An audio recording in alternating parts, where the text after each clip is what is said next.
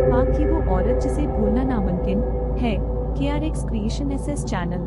Hello friends, मेरा नाम अंकिता शर्मा है। मैं दिल्ली के आनंद विहार की रहने वाली हूँ। मैं पेशे से वकील हूँ। मेरे पति एक IT कंपनी में मैनेजर है। मेरे साथ जो घटना हुई है मैं आपको इस ब्लॉग के माध्यम से बताना चाहती हूँ।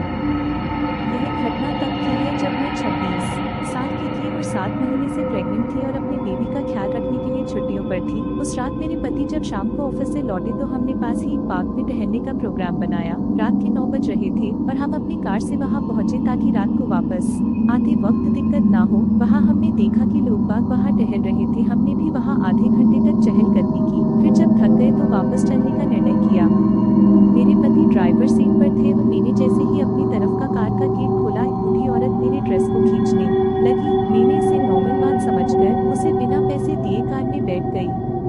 हमारी कार 5 मिनट चली ही थी और जब हमारी गाड़ी लाल बत्ती पर रुकी तो फिर वही बूढ़ी औरत सामने दिखाई दी। मैंने इस पर ज्यादा ध्यान न देते हुए घर पर पहुंच गए।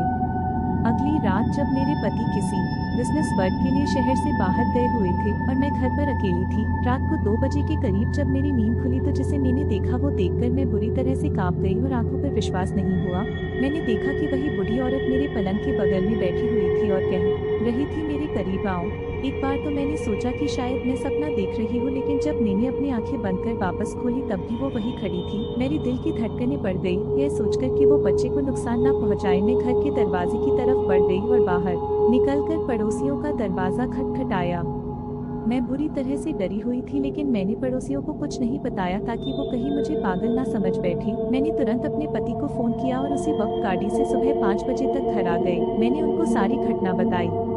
जब ये बात मेरी माँ को बताई तो वो तुरंत मेरे घर आ गई और उन्होंने घर में छोटा सी पूजा करवाई ताकि वो बूढ़ी औरत उसे दोबारा ना दिखे। उस पूजा के बाद मैंने कभी उस बूढ़ी औरत को नहीं देखा। तो इस तरह फ्रेंड्स, मेरी माँ की सलाह से मैं और मेरा बच्चा सुरक्षित रहे। दोस्तों, अक्सर ऐसा होता है कि गर्भावस्था के दौरान आपको कुछ विशेष ऐसी जगहों का ध्यान रखना पड़ता है जहाँ से कुछ रूहें अक्सर साथ लग जाती है।